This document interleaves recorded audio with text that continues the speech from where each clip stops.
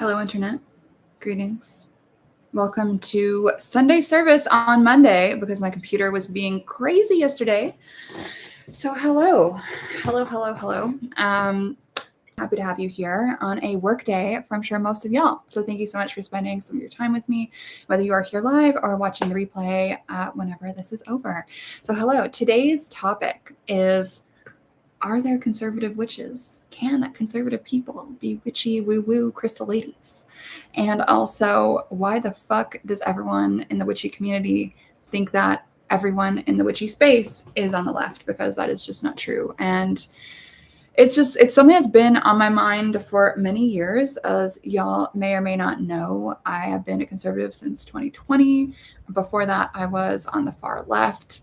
And so I know that space very deeply and intimately from the inside. And so when I'm talking about this, it is something that I know a lot about, fortunately or unfortunately. But personally, I only really like to speak on things that I feel like I know enough about to be somewhat like authoritative, or at least confident, more or less, in what it is I have to say. And it's been on my mind for a little while, and I don't even really know exactly where to start this conversation, just because I've got so much kind of on my heart and on my mind that I want to share about it. But what has kind of emboldened me to begin to speak on this right now, of course, as I'm sure all of you know, is the assassination in broad daylight, in cold blood, in front of his 2 young children, wife, and 3,000 other people. The assassination of conservative influencer Charlie Kirk, who, even though I didn't agree with everything he had to say, obviously he's an evangelical Christian.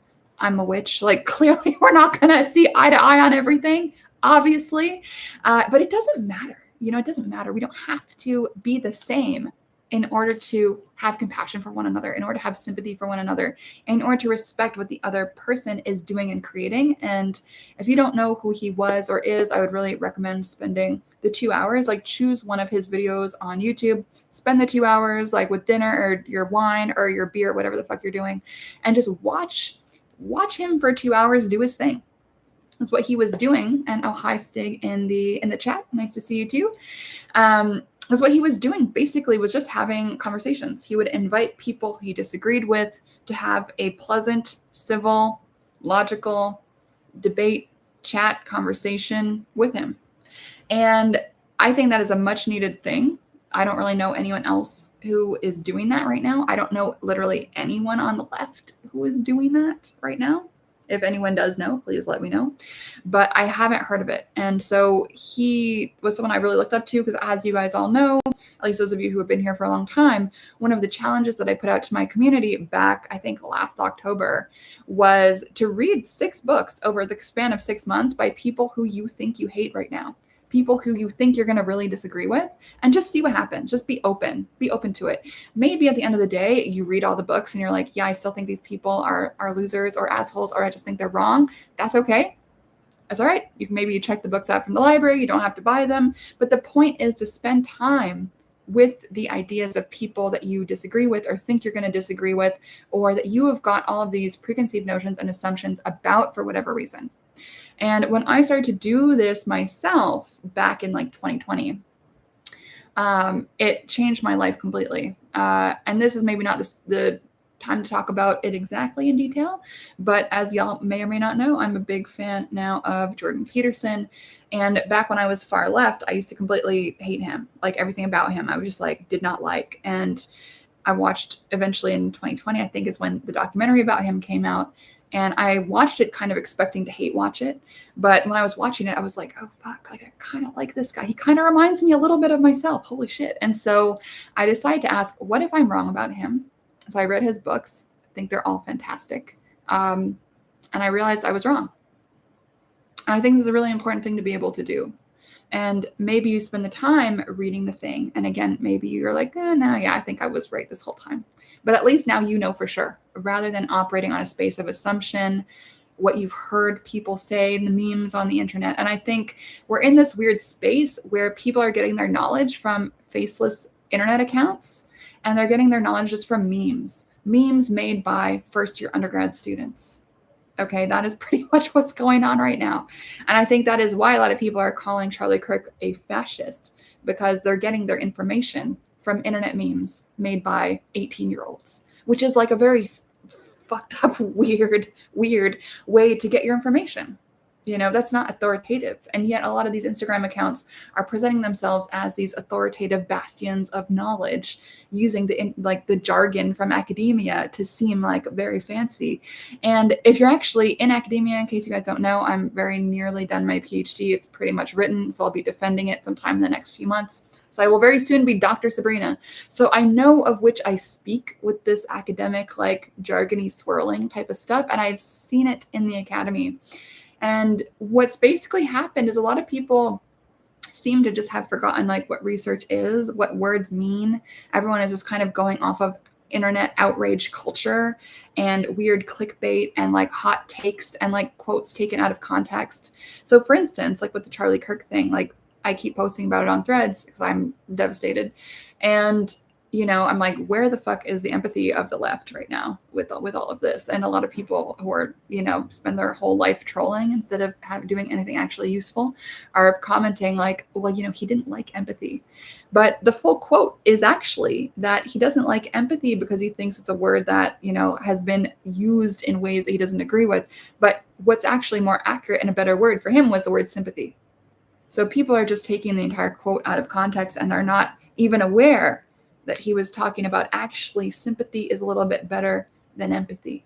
And what's interesting about that, as you guys may or may not know, a lot of my PhD work is in trauma. So I've been to the big trauma conference over the past 4 or 5 years now. And that view that he had is actually very much in step with what the trauma research kind of suggests. That empathy can lead to burnout, can lead to re-traumatization, can also lead to a bunch of other stuff. It can also lead to kind of being an asshole, to be honest. I forget exactly the science behind that, but it's true. I can find the citation if anyone's curious. And what they're kind of saying is that sympathy, compassion, is actually a better space to be operating from. And so there's that, right? And it's very interesting that a lot of these folks online are just talking shit without any nuance, without any actually, they'll spend 2 hours trolling conservatives online who are in mourning, but they won't spend 2 hours watching this man's video who just got murdered in cold blood because he was such a threat. It's very interesting. But anyway, back a little bit to the topic that we're getting into today, right? Can there be conservative witches? So one of the things I've been very disturbed by over the past few years is that of all of the things that I've talked about with my life experience, all the things that I've come out of the closet, so to speak, about, the only one thing that I've ever gotten hate about was being a conservative.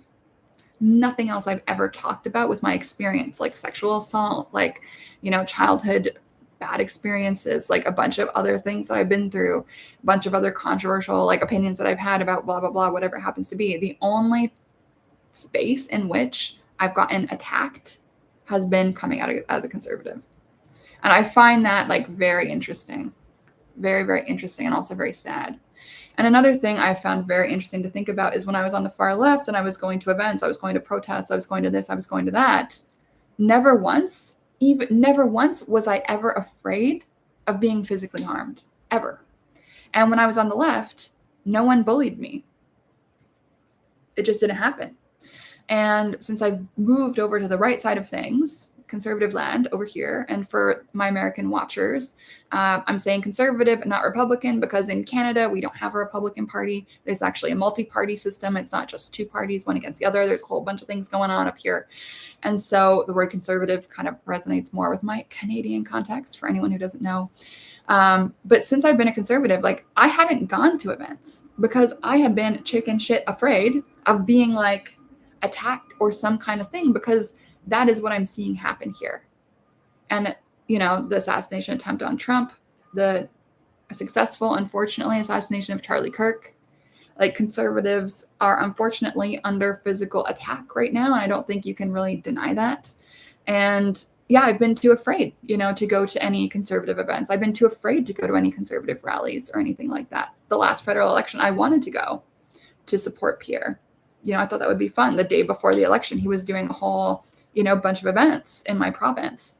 And I really wanted to go, but I was like, you know what? I really need to like checks and balances here. Like my personal safety, is it really worth it? And I decided, fuck, I'm going to stay home right now. And I'm still kicking myself a little bit for being such a coward. But as I reflect, it is interesting to notice that I never once ever felt that way when I was on the left, even the far left. I never felt that way. I never was afraid, ever. And yet now as a conservative, I am afraid. I am afraid because I've gotten so much attack from various people I've known in some cases for decades. And so when people talk about like the silent majority, the silent voters, like I'm not that silent, but I'm more silent than I could be. Do you know what I mean? And there's a reason why a lot of people are quiet on the center and on the right. And it's because, in my opinion, the left have gotten more and more violent in their ideology, in their worldview, in their belief, in their cosmology, in their behavior. And we can see that play out over the last 2 years, especially. And I think anyone who denies that is not paying attention. And I also feel called to talk about this because maybe a year ago, I can't remember the timeline. Since, in case you guys don't know, sometimes, even though I don't have a big YouTube audience, like some people in witchy land know who I am. And I got invited by a publishing house to take a look at this manuscript that they were considering. I'm not going to name the publisher, I'm not going to name the author, I'm not going to name the book. It doesn't really matter. But I was invited to take a look at it and just give my thoughts. Like, did I think this was going to be a good book on witchcraft? Did I think that there would be an audience for this book? Like, what did I think? And so in this book, there was a chapter about how witchcraft is basically about feminism, how witchcraft is basically about fuck the man, fight the system, how witchcraft is about anti-oppression, and how witchcraft is all about doing hexes on Trump and doing hexes and curses on right-wing politicians. And I was pissed as I read that because it's like, hello, why are we assuming that an entire spiritual group of people, and witchcraft is not any one thing. It is a series of techniques and practices that can be used and worked with by anybody, conservative, left-wing, Christian, atheist, Buddhist, I don't care. You can be any of these things and be a witch. And so for this book, this person to just say witchcraft equals left-wing activism is just wrong. And I'm sure there was probably a time when I felt similar way back in like, I don't fucking know, 10 years ago, 15 years ago, maybe. But even then, like, it would be very stupid, I think, to deny the fact that there are right-wing pagans, there are right-wing witches. Of course there are. There always have been. It is what it is. And to deny that, I think, is just delusional. So my feedback on the book was basically like, guess what? Like, some of us witchy people are actually conservative, like it or not. So this person is spouting bullshit, unfortunately. But I also said, yeah, I think this book would sell well if you guys decide to publish it. Do I think it's missing a bunch of very important historical citations that anyone doing any academic work on witchcraft should fully be aware of and be citing? For instance, Ronald Hutton, anyone doing academic work on contemporary witchcraft should be citing him. Like, hello. Did not cite him, which was crazy. But it was just kind of mind-blowing to me that this was just so normalized. You know, this person wrote a whole book about it. And this publishing house was like, sounds good. Fair enough to them. And so, yeah, what I basically said was like, I think this book is kind of full of shit, respectfully. But do I think it's going to sell really well if you guys publish it? Absolutely. Absolutely. Because that's the crap that a lot of people want to swallow. Okay. And it just is. It's unfortunate, but it just is. And I don't tell this story very often. If you know me really well, you will know this story. But there is a famous witchy person whose audience is way bigger than mine. Wasn't always the case. And we met in Toronto when my first book came out, my first book, Witch Body. And she was really excited to meet me. She was like, oh my God, so excited to meet you. Like, let's get a beer, blah, blah, blah. So we did. And I think I could see, as we talked over that beer, I could see like the color drain from her face as I was disagreeing with her even 10 years ago that witchcraft is not the same thing as feminism. And actually, witchcraft is not inherently feminist. Witchcraft is not inherently about women. It just isn't. Witchcraft is about a particular series of techniques and practices. Anyone can practice it. Man, woman, I don't care. It's not about that. It's not about feminism. It never has been. For some people, absolutely it's about that. Absolutely. And that's great. Do it. Why not? All power to you. I think that's fantastic. But that is not the entirety of the practice. And that's my point here. You know, I'm not speaking out against feminist witchcraft. I think that's cool. However, that is not everything in this space, nor should it be. And to act like it is wrong. It just is wrong. It's just factually incorrect. And it just bugs me that our community is so delusional and crazy that people can't think outside of their tiny little box. Also, the idea that witchcraft is feminist is blatantly ahistorical. If you know anything whatsoever about the history of witchcraft, I mean, hello. I already did a Sunday service about that. So if anyone does want some historical book recommendations, check it out. That shit is on here on YouTube somewhere. I think I went on for like 2 hours to like showing you guys books about witchcraft history. And it's like, the thing is, it's not so fucking cut and dry. It's not so like la la la rainbows and like, you know, it's not. The history of witchcraft is like down and dirty and gritty and complicated. And it's never always about one thing. It just isn't. And the other thing I keep hearing on the internet is like, how the fuck can you be a conservative witch? Because witchcraft is all about like helping the oppressed. And it's like I'm just so sick of this victim mentality. The victim mentality, in my opinion, should be at least a little bit incompatible with what witchcraft is really about. Witchcraft is not about being a victim, in my opinion. Witchcraft is actually something that can enable us to get out of our victim mindset, okay? Because witchcraft, what does it do? What is it about? It's about embracing our agency. It's about creating our own life. It's about creating the life that we want to live and then living that life, taking the actions we need to take in a mundane sense and also in a spiritual, magical sense to get to where we want to go, right? That's about movement, positive change. It's not about stagnation. It's not about wallowing and being sad forever. It's about taking action. That's what witchcraft, in my mind, should at least mostly be about. And what I see a lot on the left, unfortunately, is a lot of refusal to take personal responsibility for their own mess that they're in, whatever that mess happens to be.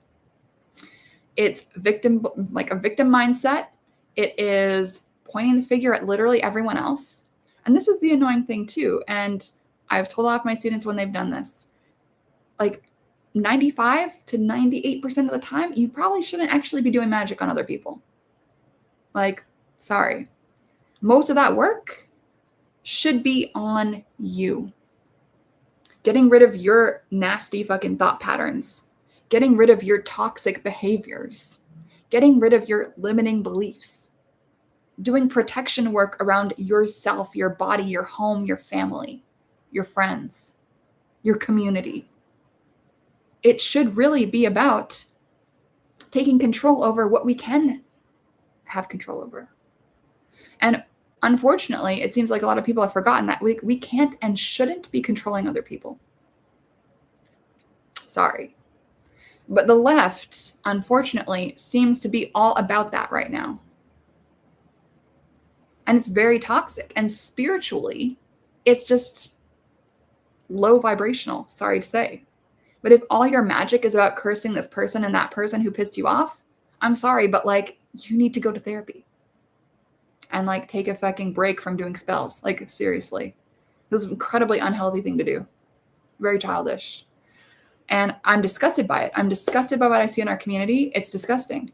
You know, all of the witches that got hired to hex Charlie Kirk. Like, I do not claim those losers. And that's who 100% they are. I don't know who they are. Don't know, don't care. But that's disgusting. It's disgusting.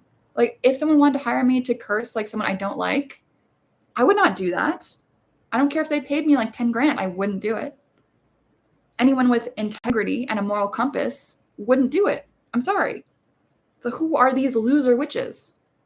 who are like, yeah, we're going to curse someone for having debates on college campuses. I don't claim them. And if you're in the witchy community, you should be concerned about the fact that that is happening. And that people, first of all, thought that it was an okay thing to ask people to do. That people decide that was an okay service to perform.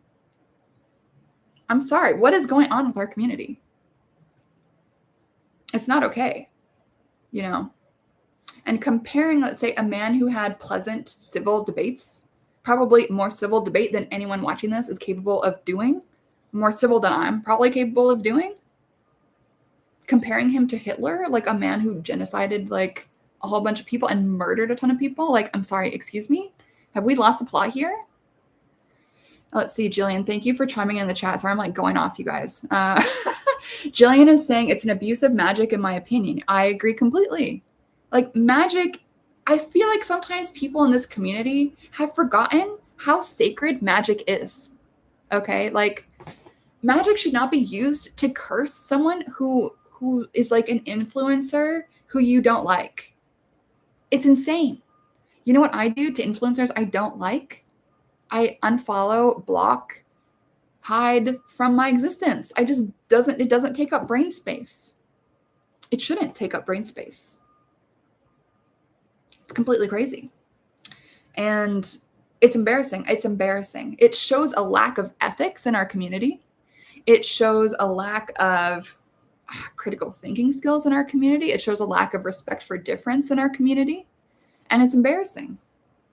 And there is nothing whatsoever that suggests that all witches should be one political stripe. Like, it just doesn't make sense. There should be room for all of us in this space. But unfortunately, the far left seems to be polluting the English language by making words mean what they don't actually mean. You know, they just call everyone they disagree with about anything a Nazi. It's sickening. And it results in this violence that people feel entitled to do. Violence against Charlie Kirk in the form of assassinating him, okay? And also like verbal violence online against anyone who is a conservative or anyone who just is sympathetic for his widow and his children. Like, it's sickening to me that we can be in a world where people are celebrating the murder of someone over their freedom of speech. And it's like, are we not thinking ahead and thinking like, oh, if this man could be murdered for his freedom of speech, so can I? Like, the left should be thinking about that. But for some reason, it seems like many of them are not. It's very strange. And for me as a conservative, it's fucked up. It's like, oh, someone is being murdered for having similar views to me. Awesome. And my community is celebrating that. Awesome-er, you know, great. How does that make me feel? Not awesome. You know what I mean? And I think that is true for many of us. And I think many of us, maybe I'll speak for myself, I'm sick of not talking about this as much as I would like to. I'm sick of a cultural milieu and social norms in the witchylandia, online and also in person, where conservatives feel like we have to pretend that we're not, or we just have to zip it in order to avoid conflict. Because a lot of these like left-wing people, unfortunately, are so highly emotional and reactive that they don't know how to have like a pleasant conversation and exist across difference. Like, I know I keep talking about the left, and it's interesting because on one hand, I find a lot of the leftist rhetoric obnoxious and just dangerous. And I've experienced being on that, like, I've experienced it directed towards me, and I know what it's like on the inside. I've read all those books that they've read. Like, it's all within the academy. I've read all that shit. I know what they're citing. I know where their ideas come from. I've seen it just circulate so much. And a lot of the time, most of them are not willing to have a conversation. They're not willing to be like, hey, I noticed you're a conservative. Like, can you tell me more about that? Or like, can you tell me like what happened for you that you switched sides? Or what happened for you that that's what your beliefs are. That's what your values are. Tell me about that. What's most important to you? That this is how you align. No one's asking us that shit. They're not asking things. And a long time ago, as you guys know, I've been online for a long time. And one of the things I've learned is I won't have a discussion with anybody that does not ask me questions. If someone is just spewing statements at me, then they clearly are not interested in having an actual debate or discussion about a very heavy topic. They're just interested in having this like verbal exodus where they can feel like a better person by like saying whatever bullshit it is they have to say. They're talking at you. They're not talking with you. They're not seeking to understand. They're seeking to bulldoze. And you can't really, unfortunately, have a conversation with people like that. It's too bad, but it just is what it is. And I don't like that there's so many of these norms in the community that are just assumed, you know. But just briefly back to that lady 10 years ago in the bar. She was like very clearly unimpressed that I was like, yeah, witchcraft does not really have anything to do with women or feminism. And I think, I don't have evidence for this, but my feeling is that she's kind of like ousted me from like a lot of the spaces that she is running and involved in. And so there's quite a few conferences I've submitted to that I didn't get in, quite a few like newsletters for different events that I've subscribed to that I never received the emails. Like there's a lot of like weird stuff like that. Never invited me to like have a conversation publicly like about these ideas. I'd go on her podcast. I don't care. Like, let's talk about it. Like, I think that's fun. I think that's interesting. I think it'd be educational for everybody. Will this person ever do that? Likely no. Probably never. And that's fine. And I've accepted that, and it's whatever. But it's really interesting how a lot of these people behave. Like they just want to exist in their little silo. And it's really too fucking bad, because that's not what community is about. Community actually is about coming together across difference and existing together and focusing on what we do have in common, which in this case would be witchcraft and magic and spirituality and valuing all of that stuff.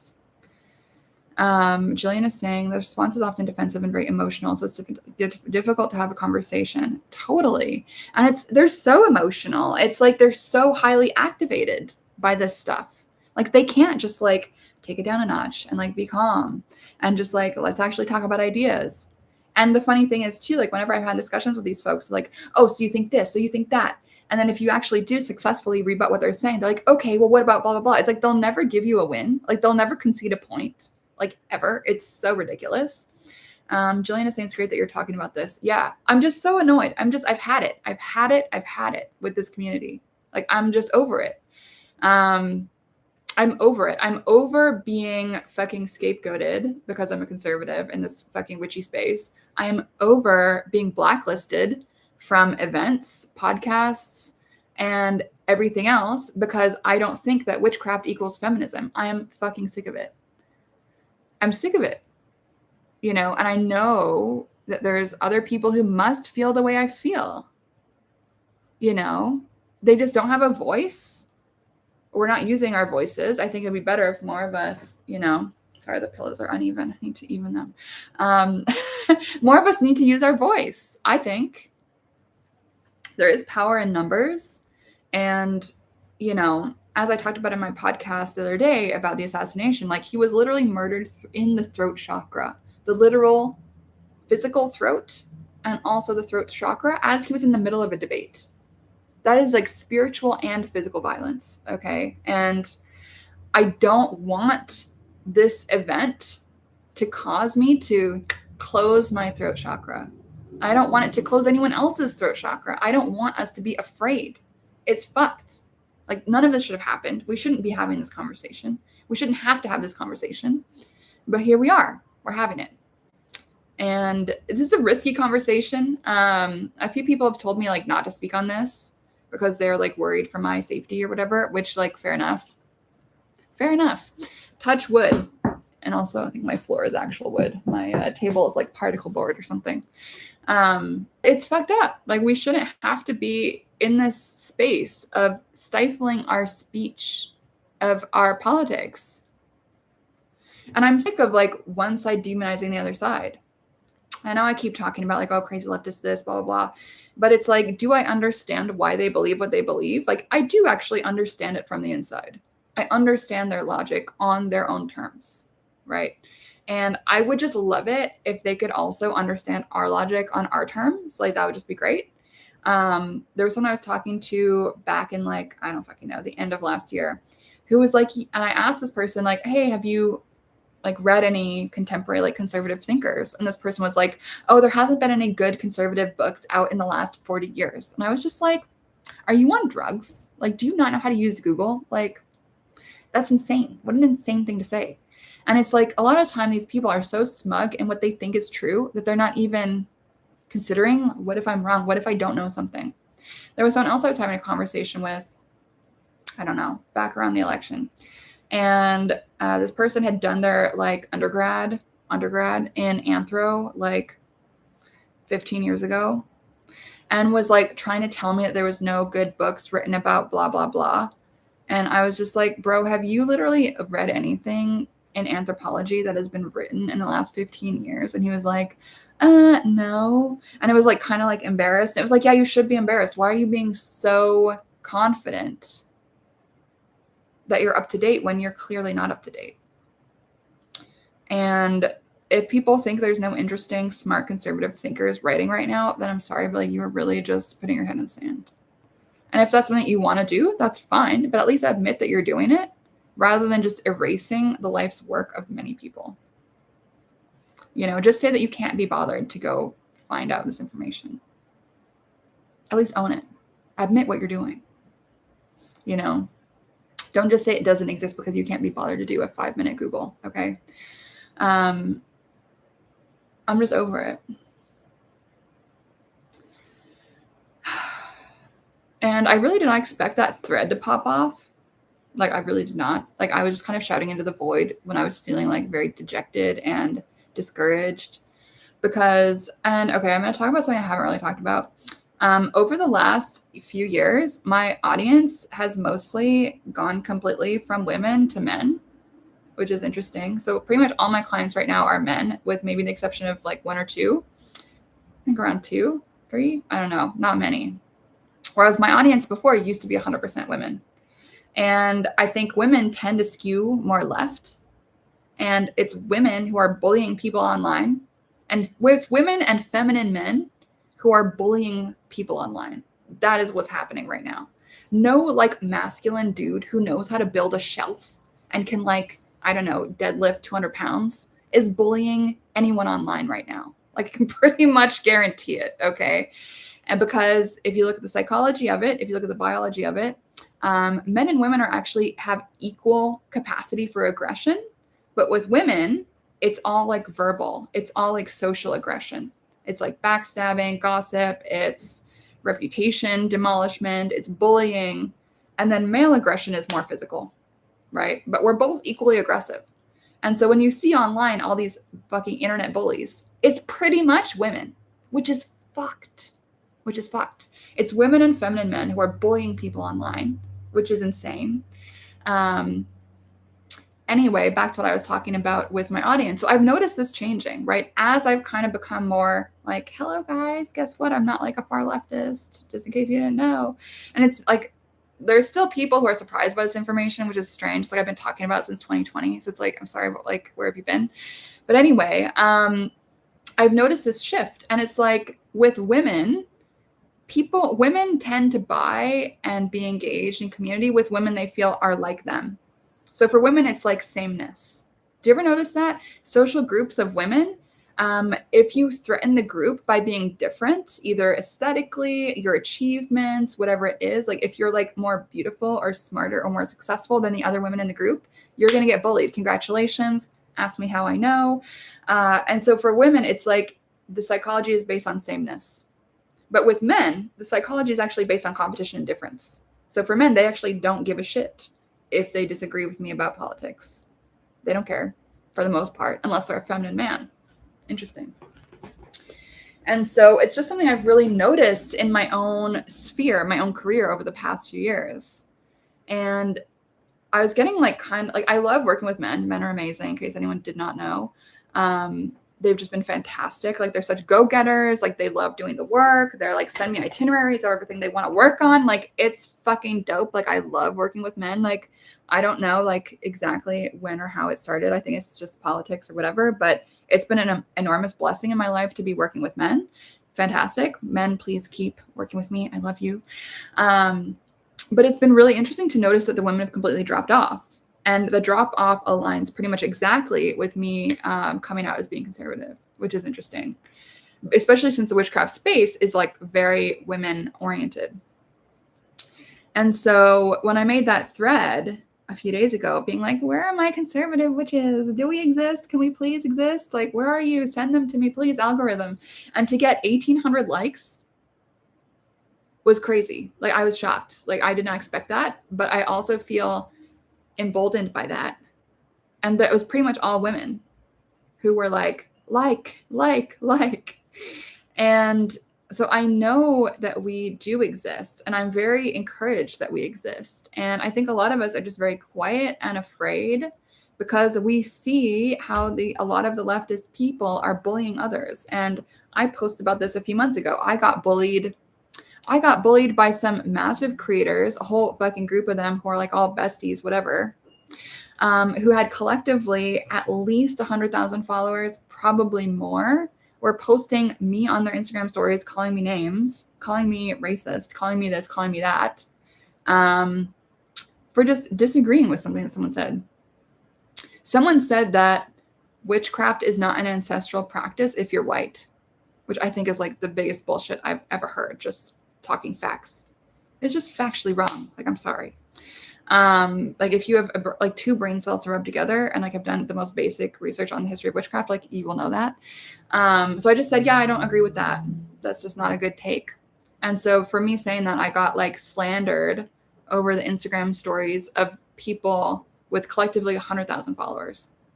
Me with my little 11K on Instagram. Okay. Like, I'm not a threat to these people. Like, why are they slandering me? You know what I mean? And so it's like, all I had to do was say that witchcraft actually is an ancestral practice for actually pretty much everybody, no matter what color you are. There's magic everywhere in all parts of the world. That's all I had to say in order to get bullied, okay, on these like leftist witchy people's fucking pages with more than 100,000 followers. That's all I had to do. I didn't even have to do anything bad or like, you know, call anyone names. I didn't have to do anything. That's all I had to say. How fucked up is that? And there are so many people who are looking up to these assholes. Like, I'm sorry, but they are assholes. There are people who look up to these witches as, you know, wow, this amazing community leader. I'm going to learn witchcraft from this person. It's like, I'm sorry, but like, what are we doing here? Like, you don't have to learn witchcraft from me. Like, there's many people that are great that you can learn from. It's fine. Not everyone is for everyone. But like, to be slandering someone, to like blasting them out in this bullying kind of way, like, why is this a thing that our community thinks is okay to do? It's just like very strange to me. Like, again, if anyone can make whatever shit disagreeing with me they want, I really don't care. Am I going to reply to it? Maybe not. Probably not. Like, if they're being a dick, like, why would I? I'm going to go to the gym instead, you know? I'm going to cook some food. I'm going to take a nap. Like, I'm going to go for a walk. I'm not going to like debate people who are being assholes. Like, why? And so then that brings me to like the other part of this, which is like, leftist online culture is so toxic. And when this bullying thing happened to me a few months ago, like I made a post that was like, it's Friday night, you're bullying me in your stories, I'm at the gym, we are not the same.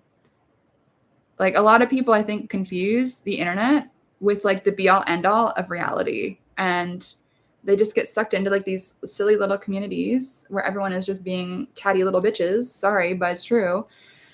And it's like they forget that's not what witchcraft is about. That's not what spirituality is about. It just isn't. Spirituality should be very self-focused. And then through that self-focus, we create positive ripples as we encounter the world, through everyone that we meet, through all the good works that we are doing. Our positivity, our good energy, the way that we treat people, the way that we lead by example. That is what spirituality should be about. It shouldn't be about online witch wars and like bullying people in stories. Like, what the fuck is going on?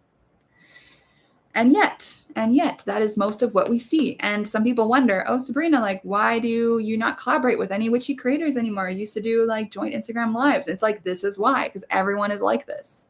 Pretty much. Not everyone, but like most people. And that's really sad. It's really sad. And I think a lot of these people who are big and famous online, they have like no actual real life.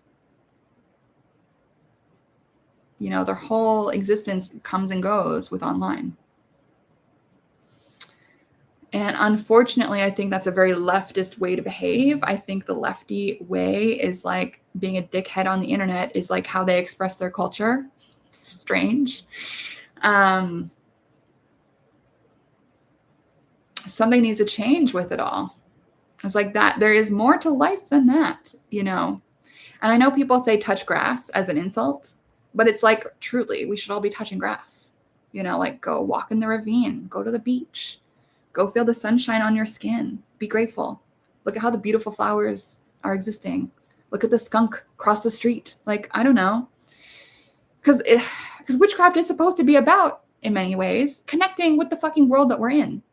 Whether that's the city, as I talk about in my first book, Witch Body, it doesn't have to be the nature, it doesn't have to be the middle of the countryside. But it's certainly fucking not talking shit on the internet and like tagging everyone and bullying people. It should be about, being outside, connecting with your ancestors, connecting with the land that you live on, healing your own toxic bullshit so you're not such a negative Nancy who creates havoc wherever you go. And I'm sorry, but if your life is dramatic, that's probably to some extent your fault. I think a lot of people don't realize that. It's like they just thrive off the drama. And it's like, if we're actually taking our witchcraft seriously, we should not be thriving off of drama. We should be like, ew, drama is disgusting. Why? And we should be refusing to get sucked into it.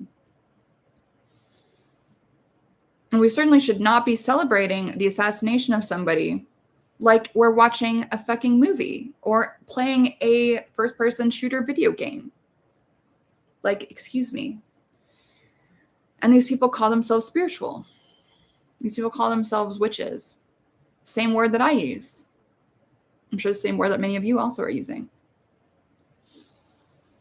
And it's just vile. It's vile to me. And I wish that our community held more spaces for us to just discuss in the spirit of what Charlie Kirk was doing. Like it or not, he held debates, he held discussions, he invited people to disagree. And there were some points where he was like, yeah, I'm going to concede your point. And there were some points where he was like, yeah, we're never going to feel the same way on this. And that's okay. We're just going to disagree. And he would leave it at that. Why can't more people do that? I would like to know. It's not that difficult a thing to do. Why are we as a culture right now so entitled and so arrogant that we want everyone to believe the same way that we do? Because it's not even that I want everyone to be conservative. I don't care if everyone's conservative. I think it's actually more interesting that we're all kind of different. We're all coming at things from different perspectives. We can all learn from each other. But a lot of us are not taking each other up on that opportunity. A lot of people don't want to, and also can't explain their positions without appealing to emotion and getting riled up. And I feel like right now the culture, it's so addicted to that riled up emotion. And it's like, if we're going to talk about witchcraft and magic is about creating, right, an energy increase.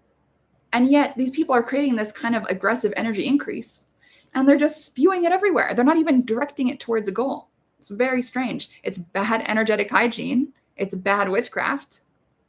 It's interesting to observe. Like, they're so scattered. The energy is so scattered. They're just being dicks online and to each other and creating havoc and drama, rather than using that energy that we've built up to improve their own life. And I'll tell you one thing, I'm pretty sure that everyone who has a happy life, everyone who goes to the gym, makes healthy food from scratch, has a lovely partner, has a good relationship with their family, maybe they have some stuff to heal, doing fulfilling work. People who are doing these things, who are happy and fulfilled in their life, are not bullying people and being dickheads online. It's just not happening. It does not occur to people, and it's annoying to me. I was like, witchcraft is such an amazing tool to improve our lives. It's amazing. Witchcraft has given me so much. Witchcraft has helped me heal from trauma. Witchcraft has helped me be strong when I wanted to give up. Witchcraft has connected me to my goals and achieving my goals and manifesting the life that I want to create. Witchcraft has given me so much wind in my sails through really hard times. I really believe in it. It's powerful. And I see so many people under the name of witchcraft being complete assholes and misusing this beautiful power that we as witches can cultivate, can use and work with to make the world better, create positive change. People are just squandering it, this opportunity. And it's not spiritual. The Christians would probably say it's demonic. I don't know if I'm going to use that word. Probably not. So I don't really exist in that paradigm. But it's certainly low vibe. It's certainly toxic. It's certainly psychologically unhealthy. We could say that. And I just, it's unfortunate. Because I really care. I really care about this community. I really care about magic. I really care about spirituality. I think the world would be a better place if more people practice magic and witchcraft, on themselves, to heal ourselves, to create positive change in ourselves so that we can have better relationships with other people, better relationship with ourselves, more able to create positive change in the world through our career, through our creations, through how we interact, the positive ripples we create. We can all do that. We can all be that. And it's very interesting to me that a lot of people are choosing not to do that and not to be that. They're choosing a different path that is destructive. I'm not saying that nothing should ever be destroyed. Sometimes we do need to do that for our own life. However, when it's just destruction, what about the creation? Magic is also about creation. Magic is also about manifestation. It's not just about destruction. And if you're in a place in your magic where you just want to destroy and kill other people, I don't know. I don't claim you. And I hope you can take a good hard look at yourself and reflect on where you might have gone wrong and where you might need healing. Probably a lot of places. And there's something, I don't say that in a condescending way. All of us do need healing at some point with something. There's no shame in that. It's a part of being human. So I think that's all right. But a lot of people never find that healing. A lot of people are just in that toxic spiral for their whole entire life. And they create drama and pain everywhere they go. They make their pain everyone else's problem. And it just creates more and more pain. And that's just not what witchcraft is about, in my opinion. And so, back to the topic. Conservative witchcraft. What does it mean? I should just write a book about this, to be honest. I'm inspired. But I would love to see more spaces for more different political viewpoints within the witchy community without people being bullied, for simply stating calmly a difference of thought on politics and on policy and on laws and on this and on that. What are people so afraid of? Why are people so fragile that they can't make time and space to consider another opinion calmly? Why are we so fragile that we can't do that as a culture right now? What are we as a culture so afraid of that we can't sit silently, curiously, and listen to what the other side has to say? And in many cases, the other side is conservatives. Sorry, but it's true.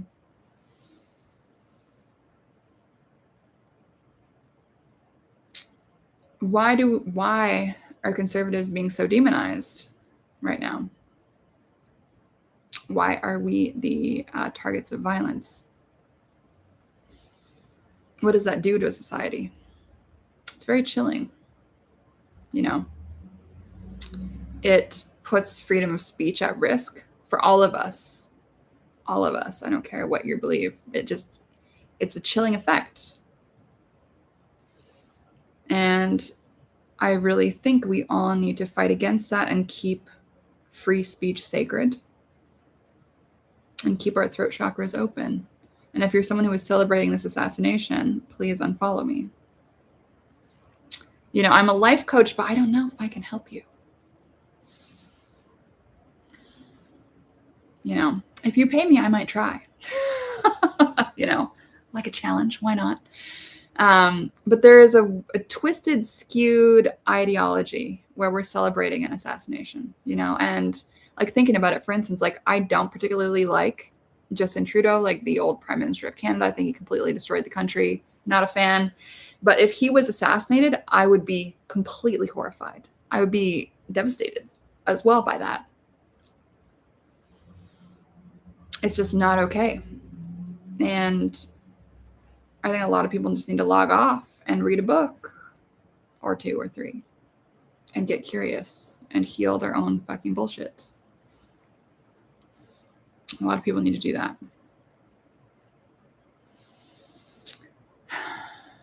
Yeah, we're in a disturbing place. There's a decent amount of y'all watching. I don't know if anyone has any thoughts on this. I'm going to take some water.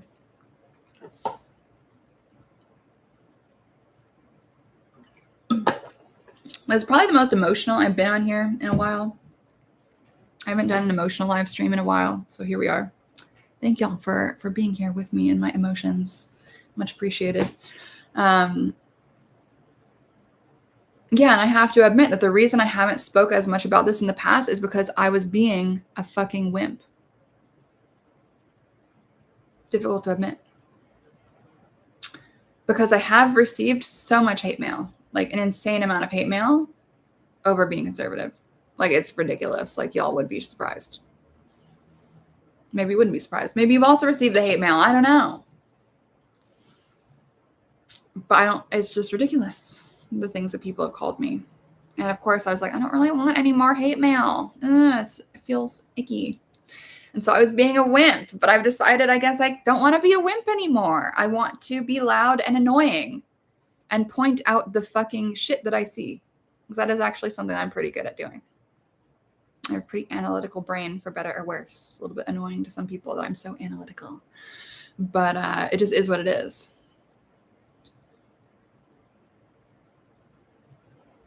And I don't know if I see a way forward for the witchy community in general if we cannot get over this moment together. I just see divisiveness, and I see the community fragment. I guess it's already fragmented, even if it's not named as being fragmented. You know, and I'm very curious what's going to happen. I'm very curious what's going to happen. You know, for instance, I have a new book out. I'm going to be submitting it to a bunch of awards at the end of the year, and we will see if I'm blacklisted. I don't know. We'll find out. So I think it's a pretty fucking good book, to be honest. And so we'll see, you know, have I been blacklisted from the artistic spaces too? Let's find out. Hopefully not. Because it's true, like a lot of these spaces, artistic, spirit, like witchy, woo-woo, spiritual, are academic, skew left.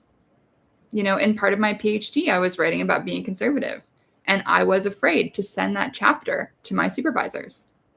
What are they going to say? Are they going to fail me? Are they going to, you know, not give me my PhD, even though I've earned it because I'm not a fucking lefty anymore? And when I was left, I was never afraid of sharing my views. Ever. Not once. Not once. And so it's something that's interesting to reflect on. You know, how much of an issue this is, not just in the witchy community, but literally pretty much everywhere, especially among artists, academics, spiritual communities, especially the more like alternative spiritual communities where it's like woo-woo mystical, you know. Like, it shouldn't be as fragmented as it is. It shouldn't be as polarized as it is. We should all be able to go to the same events and coexist happily together. But it's really hard to do when half of the population wants my side of the population to drop dead because we have a difference of opinion. Very difficult to coexist and cohabitate and be in community with people who are celebrating the death of someone who has similar ideas to me. Bit of a mindfuck. Because if they are celebrating his death, they would probably also celebrate my death, let's be honest. And they might celebrate yours too. And that is the sickening aspect of this. That is the sobering aspect of this if you stop to think about it. Because it's not just about Charlie Kirk. This is about all of us. This is about our neighbors wanting us dead because we disagree with them. That is what this is really about.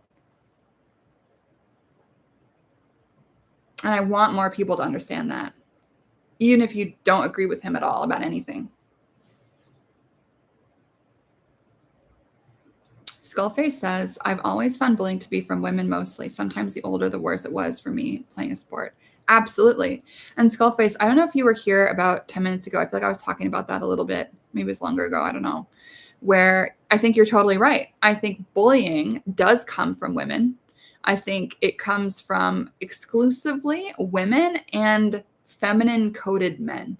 So this is men who are not in touch with what I would call a healthy masculine energy, not in touch with a healthy masculinity, men who are feminized in their mindset and behaviors, men who cannot build a shelf, let's say, men who don't know like what a bench press is, men who are not going to open the door for a woman. Yeah, hate to say it. And it's true, a lot of leftist men are very feminized. And they're as catty as women are. And this is the thing a lot of people don't want to talk about. I think right now in the culture, everyone's like, women are the best and men are shit, which I don't agree with either of those things. I think we can be wonderful or terrible, no matter what our sex or gender is. And there's this amazing book that I'm reading right now. I put a bit of a pause on it because it was kind of like a for fun book for me, and I wanted to finish writing my PhD, so I needed to read PhD books for a little while. But it's called Women's Inhumanity to Women, and it talks specifically about this. It's a really fat book. It's like this big, and it's, I think, an incredibly important book, even though I'm not done reading it yet. But I think we need to talk about this, right? Because the online culture of bitchiness and cruelty is pretty much exclusively propagated by women and feminine men, and it's pretty much leftists. That's the culture. It's a catty culture. It's a feminized culture and a toxic feminized culture. I'm not saying femininity is bad. I'm not saying anything like that, but it's an unhealthy feminine energy, if we're going to put it in my own phraseology that I use in my courses. It's a toxic feminine energy is what it is, not a healthy feminine energy. It's destructive. They're interested in destroying other people. And in the process, they also destroy themselves. So no one wins in that situation. And Skullface, I'm sorry you experienced the bullying, though. That's complete BS. I find bullies are cowards, honestly. Like, it's weird. Happy people don't bully other people. You know, I've never, okay, I'll put it this way. Someone more successful than me has never bullied me. Like, ever. I guess other than those crazy people. So maybe I'm kind of contradicting myself here. But were they more successful than me? Like, not really. They had more followers than me. But were they more successful? No. So maybe I'll rephrase this. No one that I admire, their character and accomplishments both, has ever bullied me. Ever. Because those people might have more Instagram followers, but I don't admire them. I don't consider them admirable people. So that's interesting.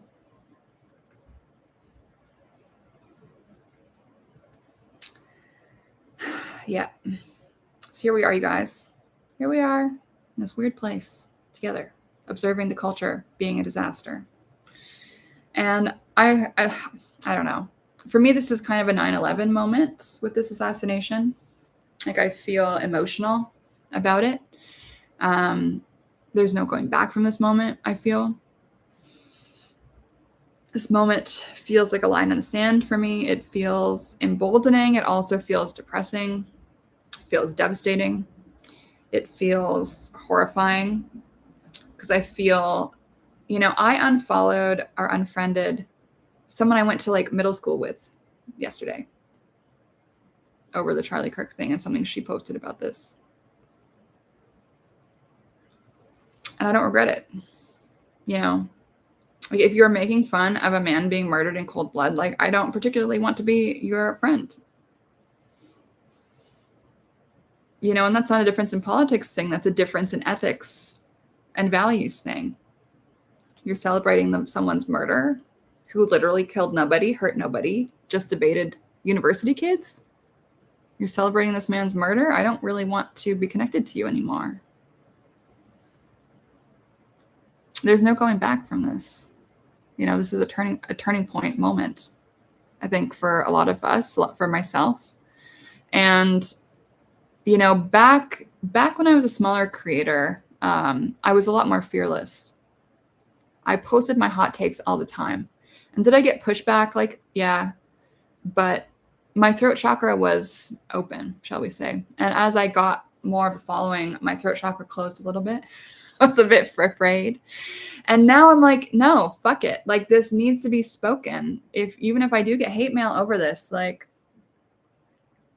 I'll just go to the gym about it. You'll just help me increase my numbers. I'll do more weight on the leg press next time because I'll be grumpy about your hate mail. So, like, thank you in advance. Yeah. I don't feel like I can be quiet about this anymore. I don't feel like I can keep all of this shit that I've observed in the community inside me anymore. I feel like people need to hear these stories, like about me being blacklisted from so many witchy things because I don't think witchcraft equals feminism. I don't think witchcraft equals woman. Like, I just don't. And if that's your opinion, that's wonderful. Like, I'll support you. I'll support your book. I don't care. I'll support everything. Like, it's okay that your practice is different from mine. That's beautiful. It should be different. This is the thing, is like, I'm all for diversity of practice, but a lot of people are not in this space. Yeah. And I don't know if it's because it's a community that is mostly women that we're seeing such like fuckery happen up in here. But something needs to change. And I think everyone needs to do a lot of self-reflection about what has been going on in the world right now. And I think a lot of left-wing people really, really would benefit from doing a lot of soul searching and like, stay left. That's cool. We can still be friends. I don't mind. Like, some of my friends voted liberal and not conservative. We're still friends. It's fine. But do some soul searching. What is it about like your side that leads these people to try to assassinate other people simply for having a difference of opinion? And the other thing, notice how there was no riots with Charlie Kirk's assassination. Notice how no stores were like looted and vandalized and broken into. Notice that. Isn't that interesting? There was no massive, huge, violent protests about this. Whereas on the left, that does tend to happen.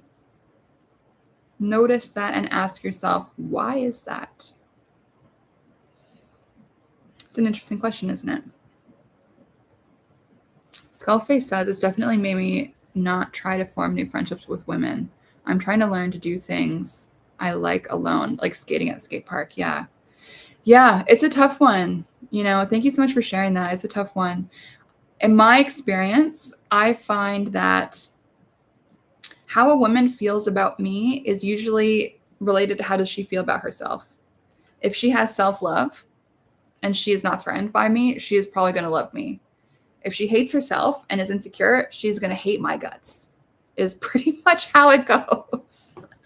And so it's interesting. It's interesting. And this was true even, I don't know if you guys know this, I used to be a university professor, and this was true with my female students 100%. Like, if they had appreciation for themselves and they had a good sense of identity and they loved themselves, like, we would be bros. It was all good. We'd be besties. I'd be their favorite teacher. But if that was not the case, I would be their least favorite teacher. And of course, me being the same exact person, just two different people perceiving me.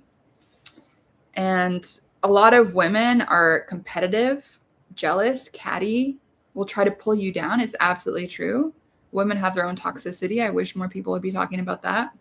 It's because it runs rampant on online culture. And I do actually, as sad as it might feel right now, Skullface, I actually really feel like it is important to do things that you like alone regardless, and to not let that stop you. And the thing is too, is like, you might meet people who are also there doing something alone, or like doing that activity, whether it's at the skate park or, doing whatever other random thing that you want to be doing. Like, you might run into people just kind of organically that way,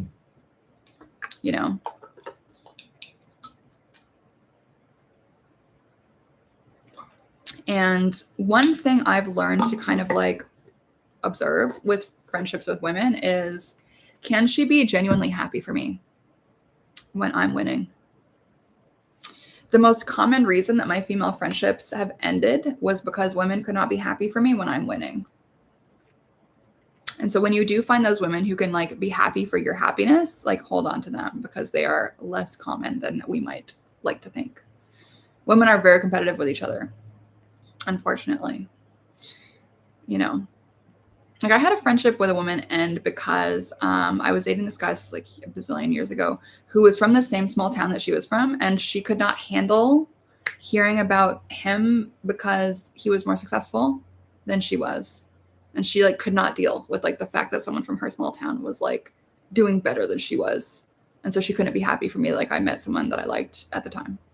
It was just like fucking weird. And that is like a toxic mindset. And actually we became friends again like years and years later. We ran into each other at the grocery store and decided to give our friendship another shot. But it ended for the same reason. She could not be happy about my new book. She could not be happy about me doing my PhD. She could not be happy about me being treated better by the men I was dating than she was being treated, let's say. She couldn't deal. And instead of, you know, working with me and like letting me help her get similar results, she was like, she just couldn't deal. And so that's fine. That's her choice. Like, I'm zen about it. It's all good. But it is interesting to observe, right? And that's something I've started to really be on the lookout for, like when I'm considering friendships. Like, can these women be genuinely happy when I am killing it? Or do they only want to be there when I'm in the dumps, which is not often. So it's important. You know, we need friends that can be there for us when we're winning and when we're sad, not just one or the other. You know, it's crucial. And I think a lot of the online culture is women being assholes to other women. It's very strange. Yeah, and the feminized men as well, who are spending their Sunday night trolling me on the internet. Like, I'm sorry, what? Like, it's Sunday night and you're spending your time sending me hate mail? Like, wow, thank you. I'm so honored. It's very weird. So, yeah, I don't know, you guys. TLDR. Can there be conservative witches? Yes, hello, because I am one. And 1,800 people liked my thread asking about if there are any fellow conservative witches. So we exist. And so we need to be louder. We need to take up more space. We need to talk about this. You know, not just this assassination, but like we need to be out and proud. Weirdly, the conservative closet is harder to come out of than the broom closet, so to speak. Weird. It shouldn't be that way. You know, it's just weird. What I want to say is it's okay to be everything that you are. You know, it's okay to be a conservative witchy person. It's okay to be a left-wing witchy person too. I'm unbothered by that. Do your thing.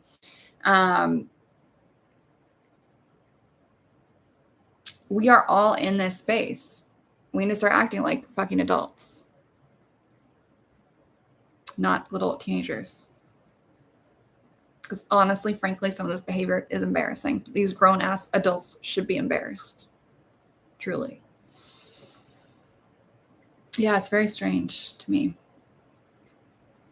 And so if you're listening to this video and you feel the urge to like troll me, which thankfully has not happened yet, thank you everyone in the comments for being really nice. Maybe go to the gym instead of trolling me, or like maybe, I don't know, read a book, go for a walk. Just a suggestion. Yeah. I don't love the destructive impulse that I see a lot of in this space. Like, honestly, I've told so many people, like, don't curse that person. Like, I don't care if they're mean to you. Frankly, I don't care. Don't curse them. When we're cursing somebody, it creates like an energetic tie. And there's ways to do this, like with less of that in factored in. But most of the time, it's just not fucking necessary. It just isn't. Scroll on by. Let's see. Skullface is saying, I agree with you 100%. I just enjoy skating with others and also have anxiety, but I've realized I need to go do things alone. I'm starting to work on it. That's great. And you know what? The anxiety. Okay, so I'm not a doctor, I'm not a psychologist, I'm not a psychiatrist, but this is my opinion about the anxiety. So that's my disclaimer. Okay, don't sue me. So it will get easier the more you do it, right? Because anxiety comes from thoughts and then it lives in the body. I don't know about you, but whenever I feel anxious, it makes me feel nauseous. And I feel like something caught in my throat, but like I mostly feel this like nausea. It's like in my stomach. And my anxiety personally has gone down the more I have done things that I've been anxious about.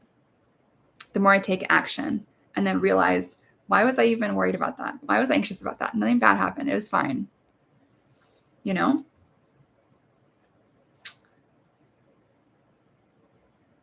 So just keep doing the hard thing. I think we're all capable of doing so much more than we think we are. You know, we really are. We can push ourselves to create and to be and to take smart, healthy risks more than we often do. You know, Skullface says, thank you so much for your talk and comments and suggestions all. And you're very right about people who are not happy for you when you're good enough. Absolutely. Absolutely. Honestly, it's my pleasure. And thank you so much for being here and participating in the comments. Like, I feel like these things always are more fun when there is people in the comments at least saying something, which is why I wanted to do a YouTube lives like this, not just on my podcast where I'm kind of just talking to myself as like a monologue. Like, I love doing that because I can just ramble, but I also really like this kind of interactive format, like where we can have a conversation and people can share their experiences, whether they agree or disagree. It's all good. As long as we're all respectful and chill, it's all cool. And I just really appreciate everyone who's chimed in today. So thank you guys for that. And I feel like these types of conversations are not happening as much in our spaces as they should. You know, it's like there is so much we can learn across difference. There just is. That's what I think. And I don't think conservatives should be afraid. Like, we are literally half the population. Why does the other half want to be violent towards us? Because their ideology is based on lies and exaggerations. I don't know. Don't like it. Don't like it.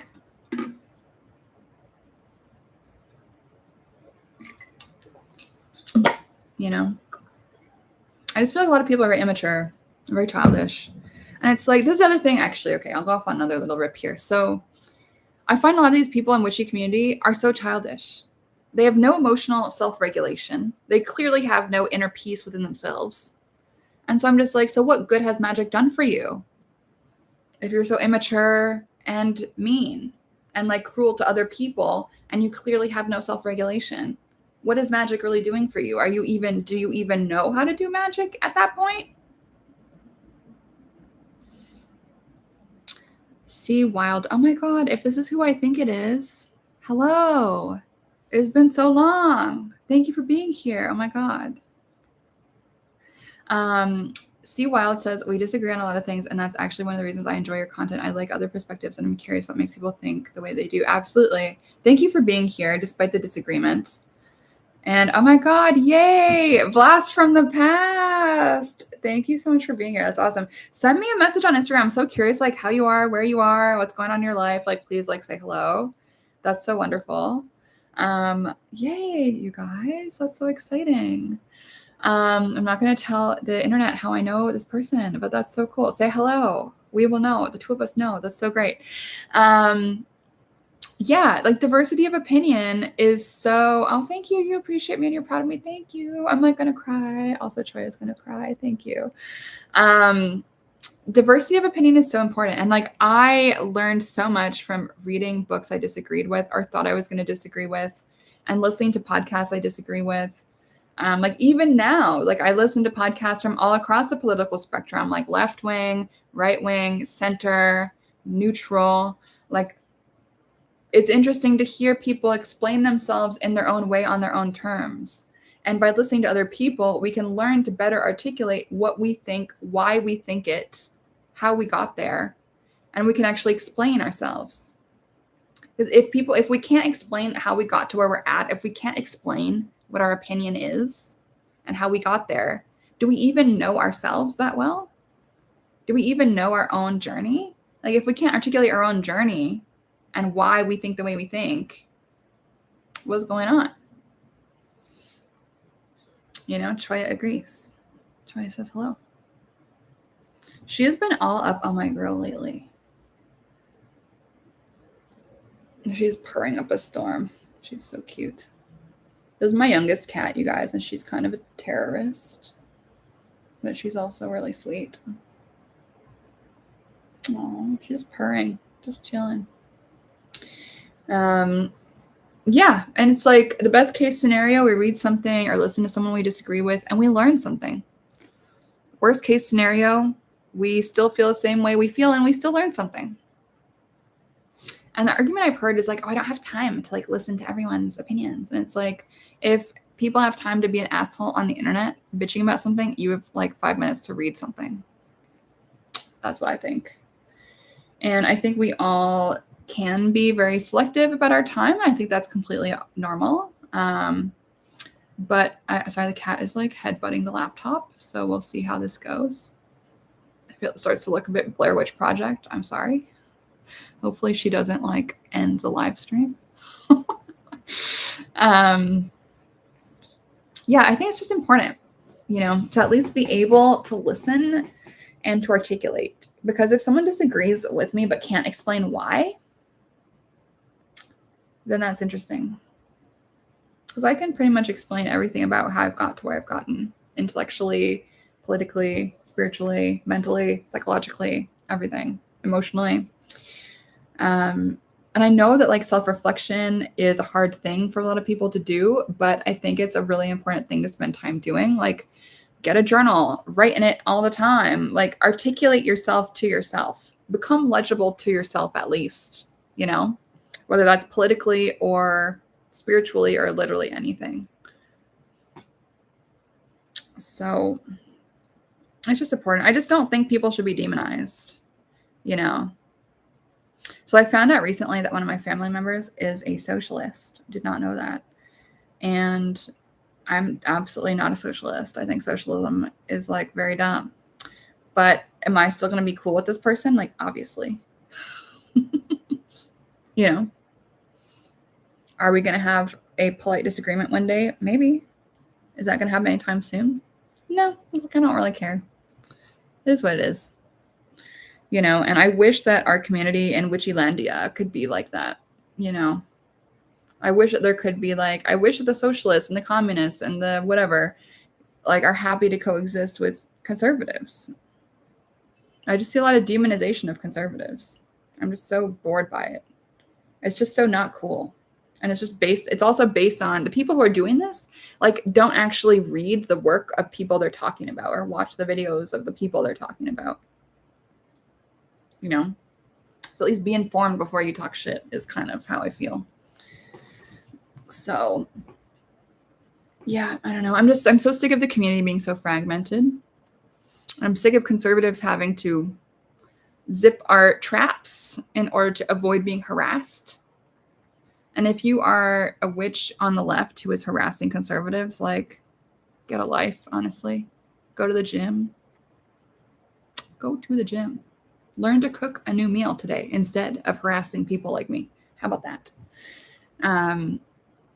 Yeah, it's fucked up. So I'm probably going to be talking more about this moving forward because this event has kind of like, it's really stuck with me and I was really devastated. And when it happened, as I said on my podcast, I like cried like all day. I've never cried over a celebrity's death in my entire life. It was just devastating. And all the people celebrating it is like, makes it even worse.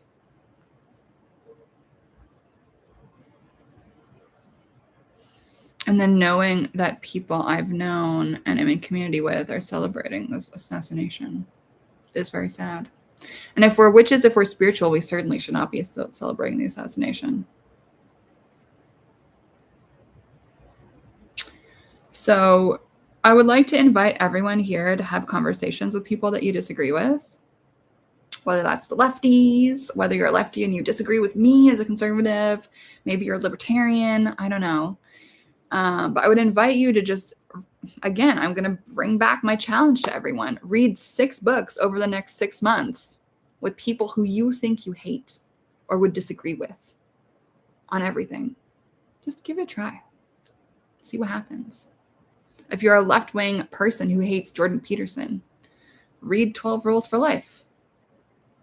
Get it from the library. You don't even have to buy it. If you are a woke lefty who thinks I'm insane, maybe read John McWhorter's book, Woke Racism.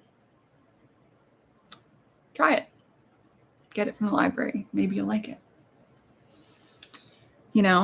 Just give it a try. See what happens. It's worth investing our time and energy in our own intellectual development and our critical thinking skills and our curiosity skills. As a culture, we have become a lot less curious over the last many years. And it's, I think, killing us as a society. We've gotten a lot less curious. The amount of people that just throw statements at me, you must think this, you must be that, I didn't know you were blah, blah, blah, blah, blah, statement, period. No question marks to be seen anywhere. Those people are not interested in being curious. Don't be one of those people. Be curious. Ask questions. Ask questions of yourself. Ask questions of others. Ask yourself, why am I reacting this way? This is really triggering to me. Why am I so emotionally activated? Get curious. Why? Maybe there's a childhood trigger in you that you need to heal. And like, this is another topic, but I feel like a lot of these rageful left-wing people on the far left, I think they're just honestly in a prolonged adolescence where they're raging against their parents.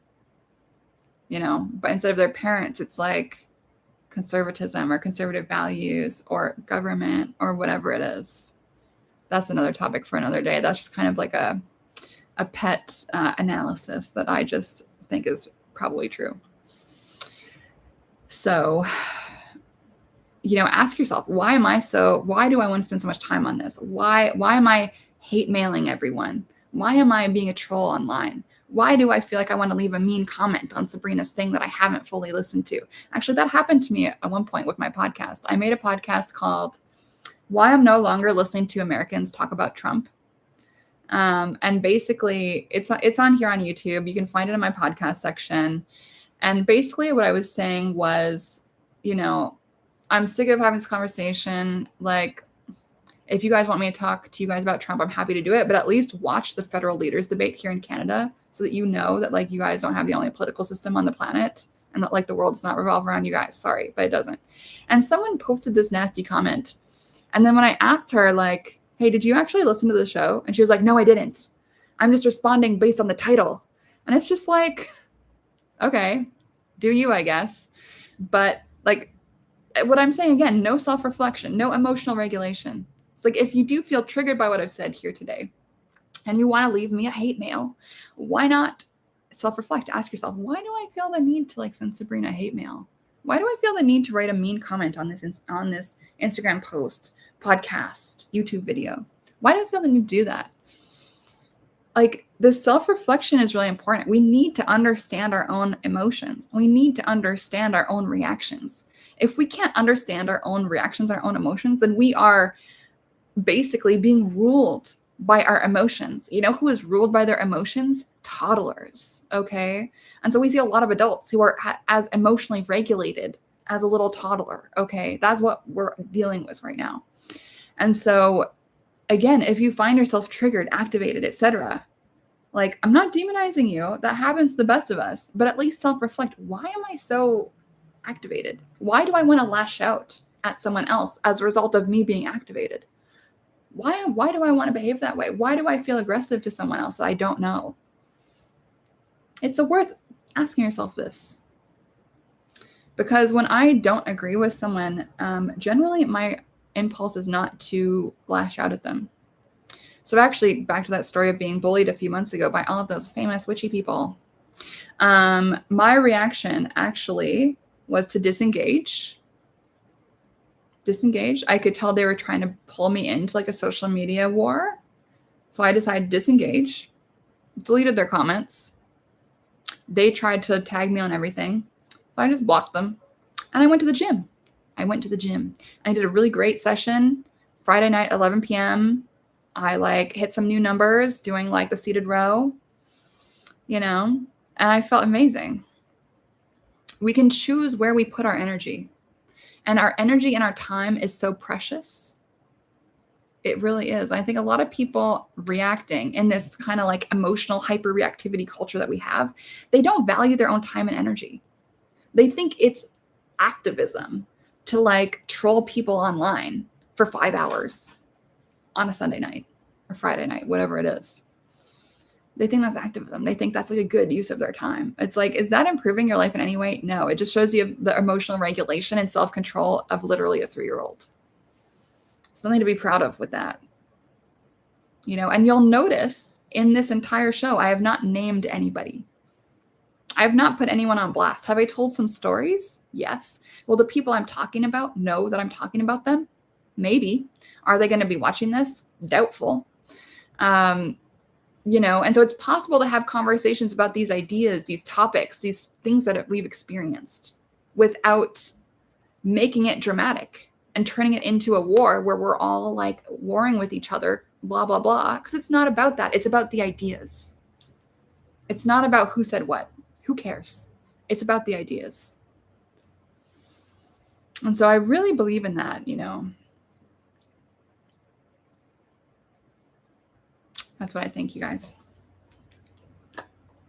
Thank you guys for being here. There's a lot of y'all today. On a Monday, I'm surprised. Is Monday better than Sundays? It might be. Or is it just this topic that everyone's all like interested in? I don't know. If you enjoyed Sunday service on Monday, please give me a little thumbs up. And if you're not following, please do. Or subscribe, I guess, is the YouTube language. I'm used to the Instagram language. And maybe I'm naive, but I just really believe that there can be like a positive, inclusive, truly intellectually diverse, politically diverse, witchy community. Oh my God, you're saying you watch them on Monday when you do your shipping. Ooh, what are you shipping? Now I'm curious. I think some other people actually watch it on Mondays too. I've heard this. So maybe it should be Monday service. I don't know. Would that be better? Should I just do Monday service? You guys? That'd be interesting. I'm open to y'all's thoughts on that. Or maybe it's just Sunday service on Monday. Or maybe it's just Sunday or Monday, whatever day I can do it. Because there is sometimes shit happening on Sundays where I can't. I don't know. Yeah. I'm open to what anyone else has to say about this topic who happens to be watching. Like, if you disagree with me, that's fine. I don't really mind. I'm not threatened by that. But this is interesting thing is I think a lot of people are so threatened by disagreement that they want to completely eradicate the other side, so to speak. Like, they can't coexist. I talked about this on my podcast a few days ago. Like, there's a fragility to that. Like an ideological fragility, emotional fragility, intellectual fragility, and political fragility. Whereas if we are robust and confident and rooted and grounded in our political ideology, our life experience, our spirituality, our whatever, it's not really that threatening if someone disagrees with us. I'm unbothered. And it really is, I think, only the fragile who really want to eradicate the other side. That's my hot take for today. Maybe it's not that much of a hot take.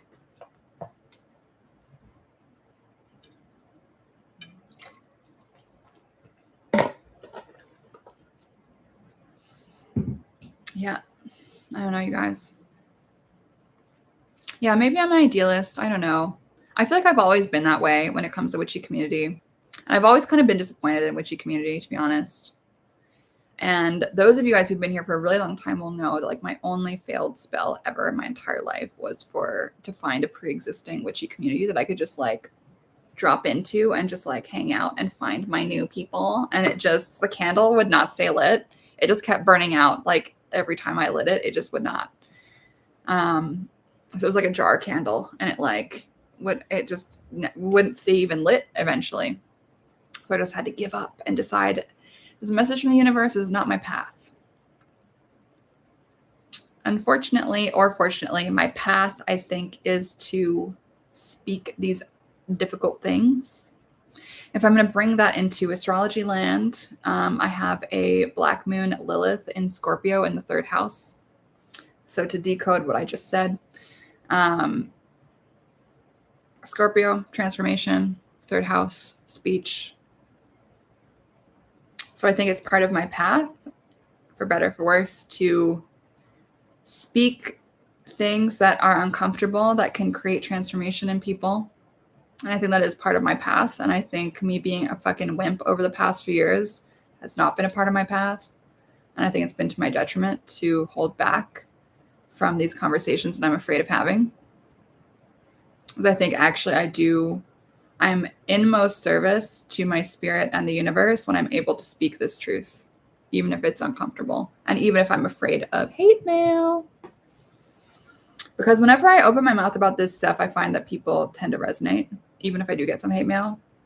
But a lot of people are like, fuck, I've been thinking about this forever. Like, thank you for vocalizing what I'm going through right now.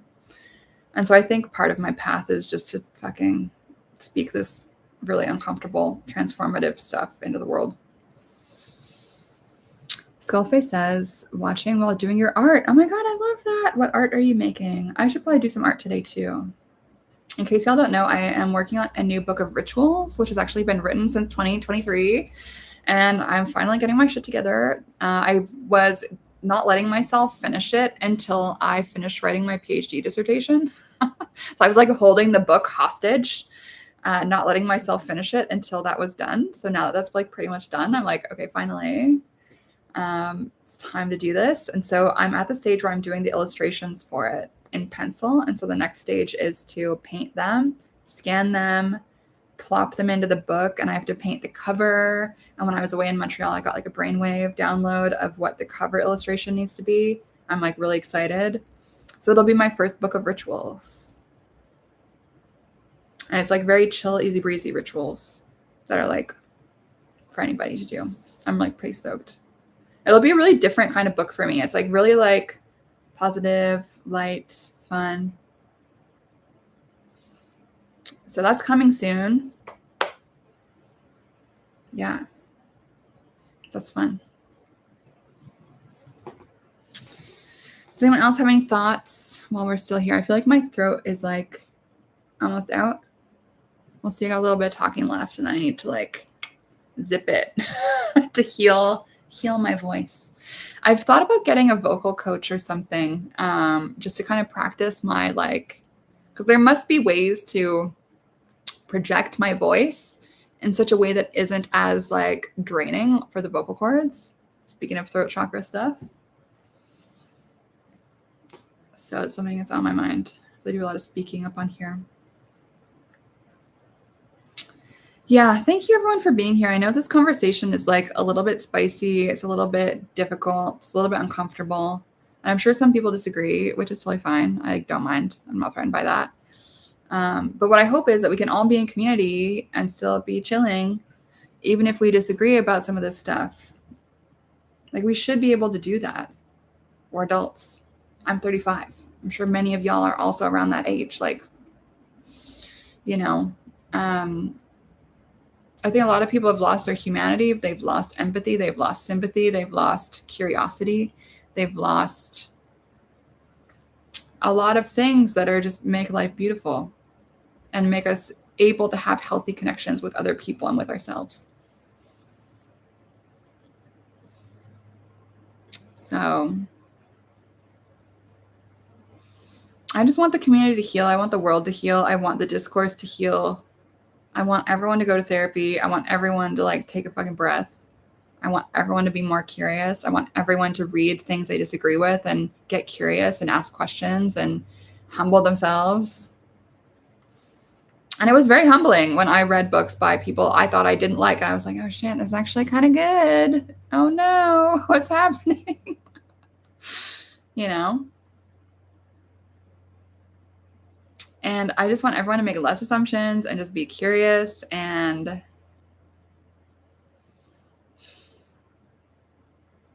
That's how I feel.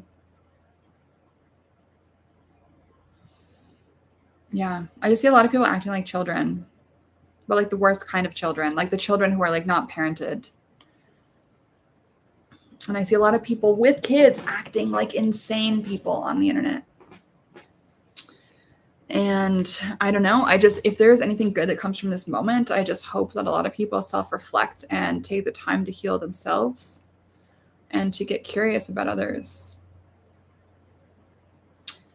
Let's see. C. Wild says therapy should be mandatory. I can't understand why more people don't go to it regularly. Absolutely.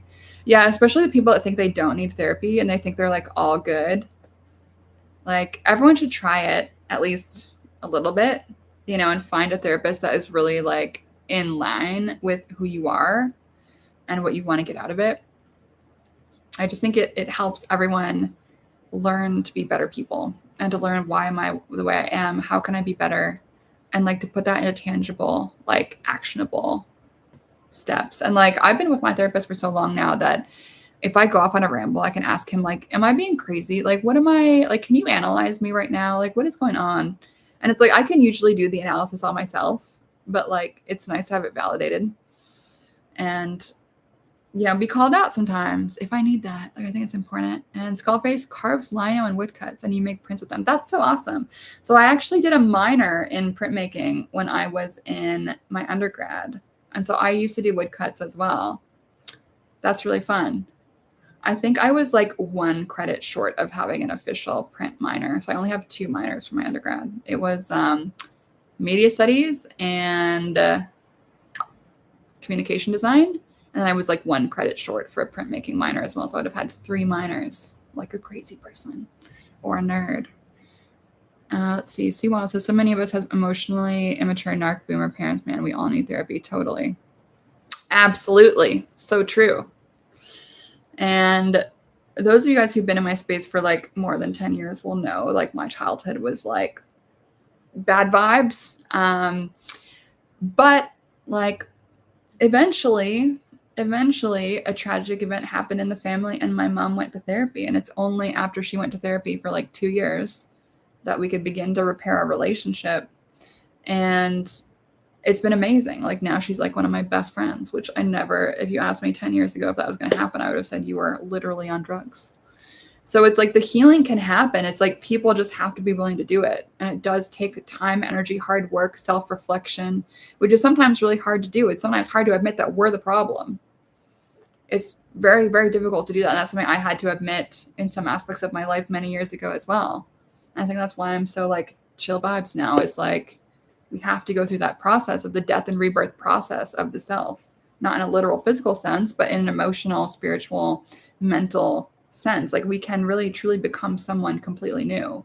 Like, yeah, maybe some of the core personality is there, the interests are there, the like food tastes are there, like whatever it is. But it's like, we can really train our brain to work in a completely different way.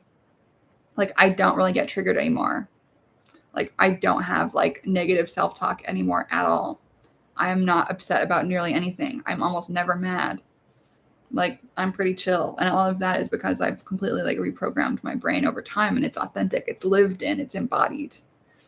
And that's a whole other topic, but it's possible. It's possible to do that work. And to relate it to today's topic, I think a lot of these folks on the left, bless their heart, are not doing this work because they don't behave like they do. I'll say that. They don't fucking behave like someone who has inner peace and has healed their trauma. They're behaving like unhinged teenagers at best.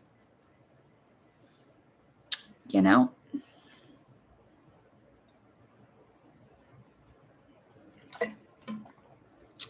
It's really too bad. And I feel like those people are giving like other leftists a bad name.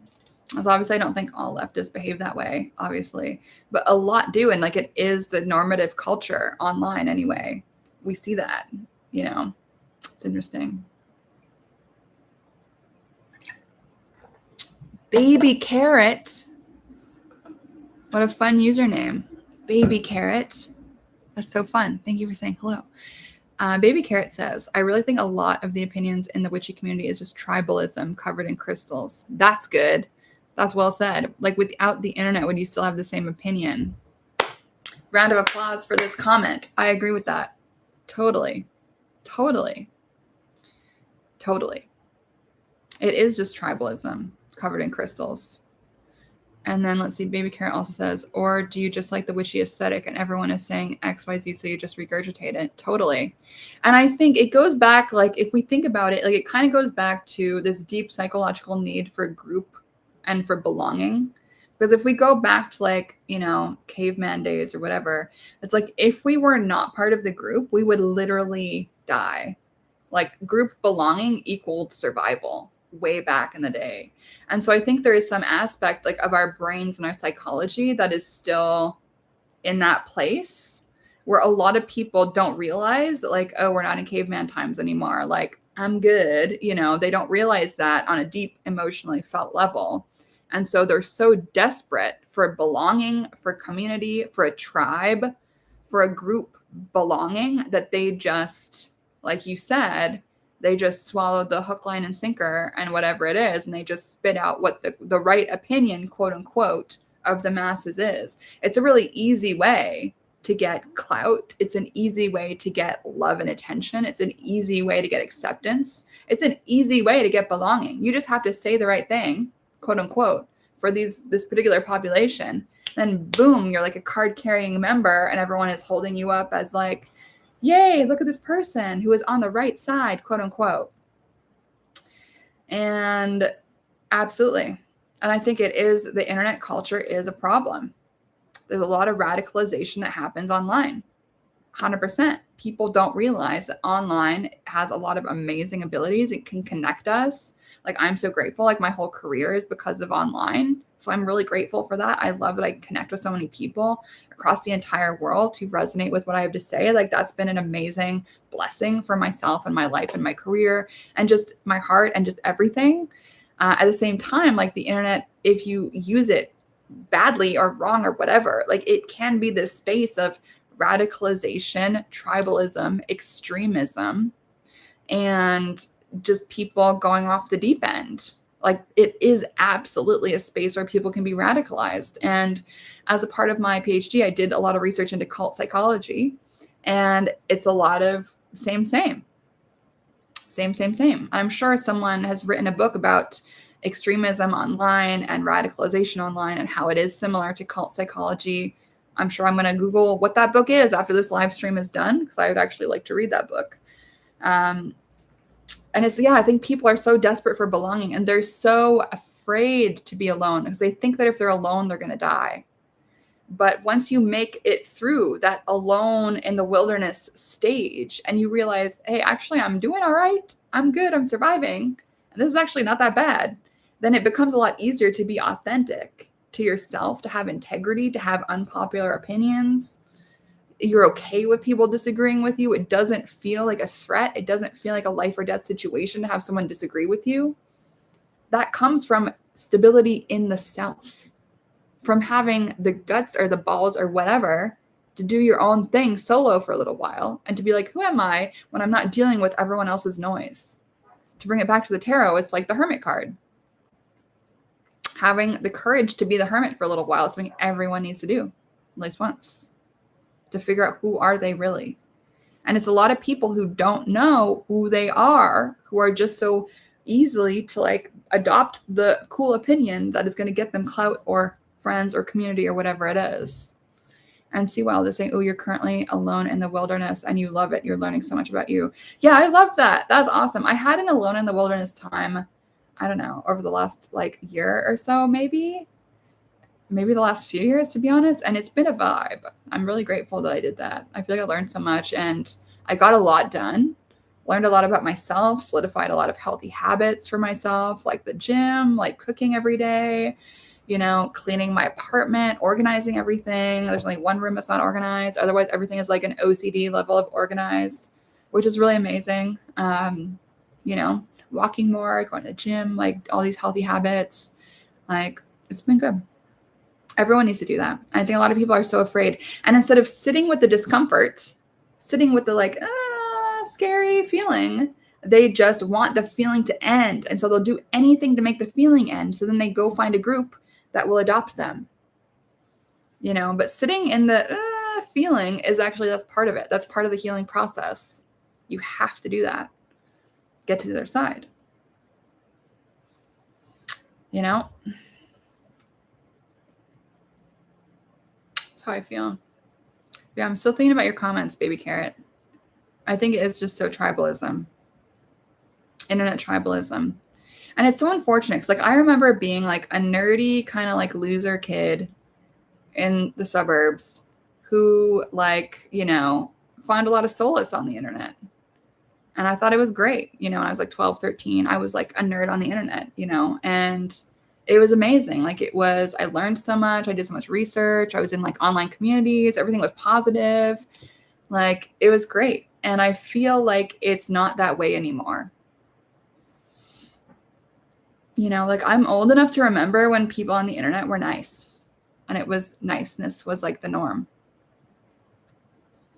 You know, it's like very weird to see kind of where it's gone, because I remember how positive it was for me when I was growing up in like the middle of nowhere. And like, I wanted that like online, like witchy community or whatever, which I guess I did find in some online forums back when I was like 12, 13, back in the day. And now it's just not like that. It's just like tribalism, online witch wars. That didn't used to be a thing. You know, it just didn't. And now it's like normal. Yeah, the extremism has become normal. The really like extreme language has become normal. And yeah, the tribalism, like, everyone wants to belong. And it's like, belong to what?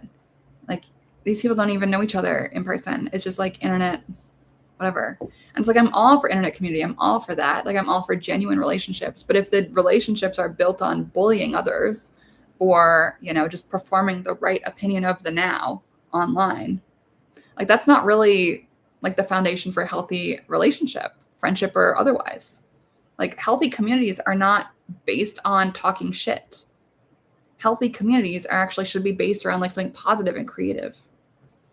You know, it shouldn't just be like bullshit and drama. Like, that's not what community should be based off of. And yet that is what we see a lot in witchy community. It's based off of dramatic nonsense. And I get it. It's entertaining. But can we not change our brain chemistry where we don't actually find that entertaining anymore? Where we find that actually pathetic, because that's what it is? Because I don't find internet drama entertaining. I don't want to know. I don't want to know.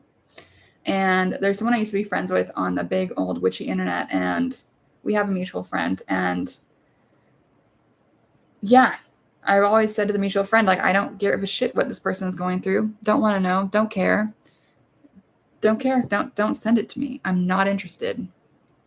You know, this person could fall off a building. I don't want to know.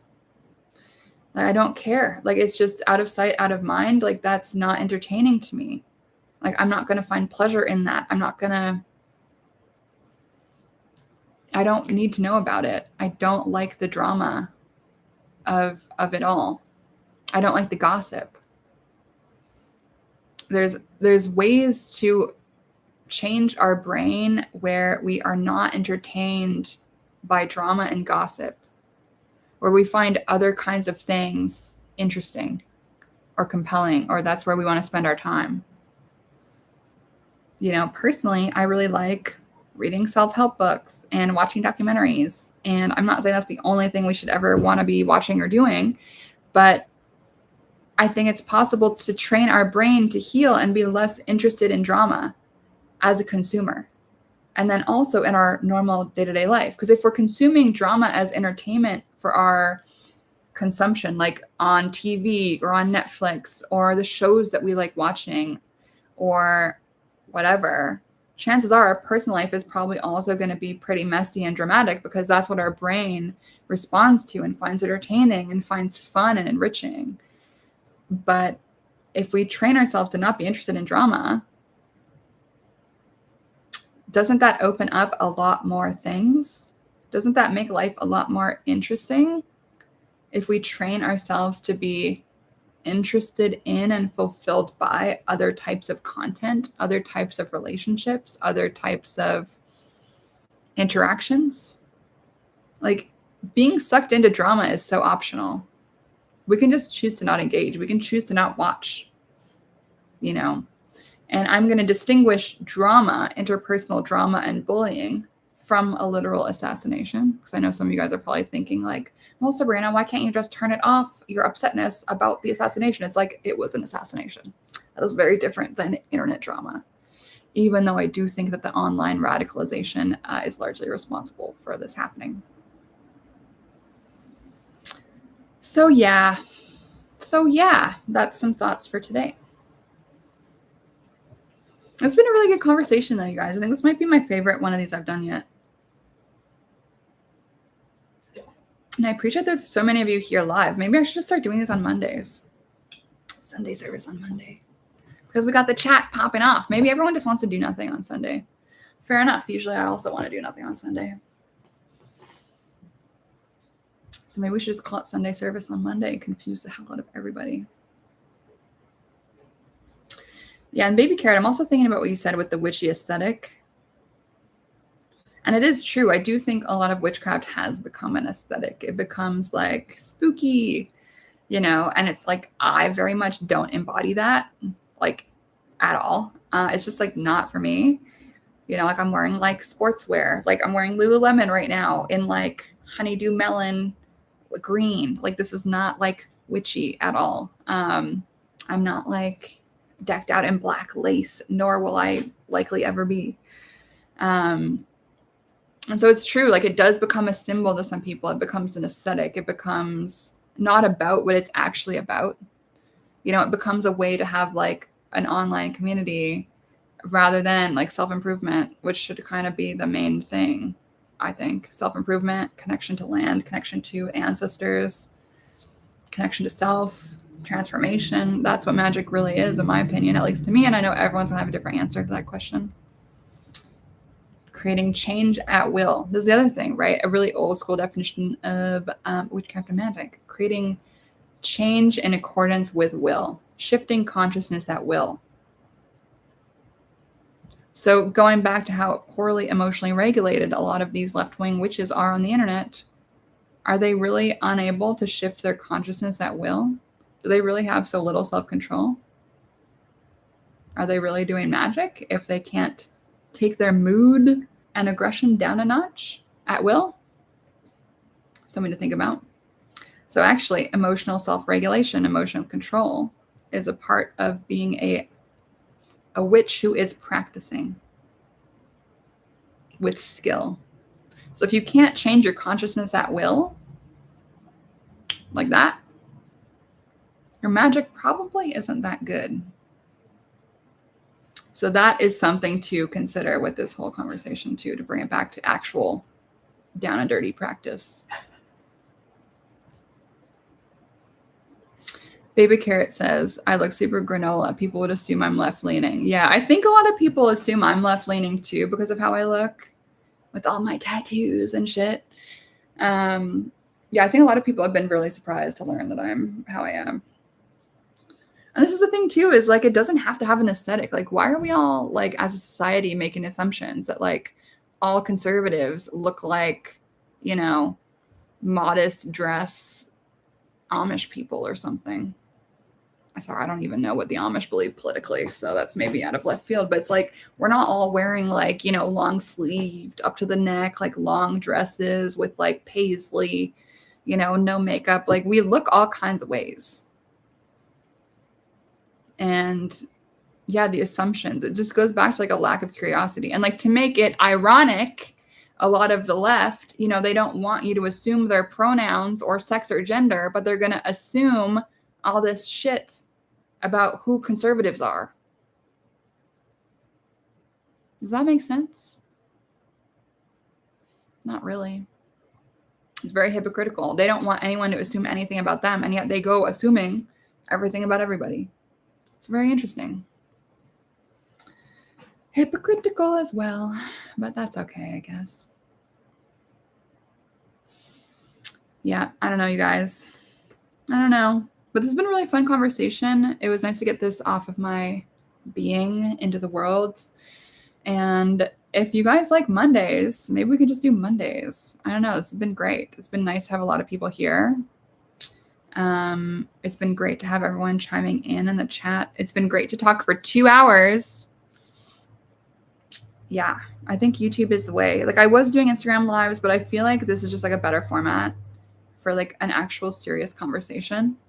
I feel like a lot of people on Instagram are just like not looking for a serious conversation, or I don't have the attention span. Like, I get it because it's on their phones. Like, I get it. But yeah, this has been good. Thanks, y'all.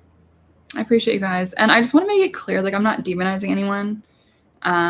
If you're a lefty, you are welcome here. We can be friends. Like, I really don't mind. Just like, please talk to your fellow left-wing people and like talk to them, because they're going to listen to you. They're not going to listen to me. You know, I do think it's so important to come together across difference. Like, I'm totally fine being friends with any political stripe of person and working with any type of stripe of person as a client. I really don't mind at all. But what tends to happen is that the left-wing people have a problem with me because I'm conservative and they don't care anything else about me. And they're just going to like demonize me and wish I get thrown off a building too. So it's just interesting who feels which way about all of this. And I just want us all to come together as a community if it's at all possible. And I just want everyone to stop demonizing conservatives. I want conservative witches and anyone who is not far left woke to be like taking up more space. And I want the far left woke people to do some like self-reflection and really ask themselves, like, did I fuck up here somewhere? Like, am I doing something wrong? Like, what else could I learn? What do I not know that I could know? Let's just all self-reflect, but especially the far left-wing woke people who are acting out and being a bit bonkers right now.